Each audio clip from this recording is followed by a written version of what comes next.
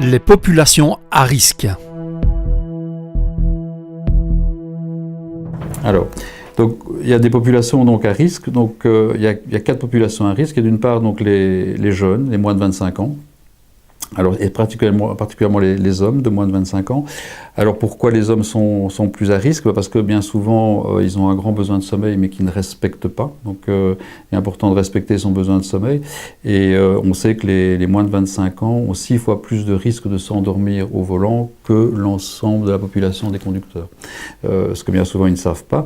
Alors, cette somnolence, elle se marque le plus souvent en fin de semaine, donc, parce qu'ils ont accumulé une dette de sommeil pendant la semaine et que bien souvent, le week-end, ils sortent et à ce moment-là, il y a un risque d'endormissement éventuellement après une sortie vers 2h, 3h du matin. Donc il y a déjà ça.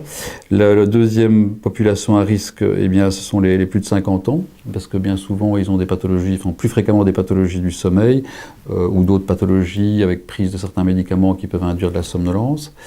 Il y a les travailleurs à horaires réguliers, donc les gens qui travaillent à pause, qui sont tout le temps en dette de sommeil, et puis les professionnels de la route, donc les chauffeurs routiers, les chauffeurs de train, enfin voilà, qui sont aussi confrontés à 2 difficultés. D'abord le fait qu'ils sont aussi en dette de sommeil, parce qu'on sait que les conducteurs de poids lourds, par exemple, dorment en moyenne 4 à 5 heures en période d'activité professionnelle, alors que leur besoin de sommeil est de 7 à 8 heures comme l'ensemble de la population.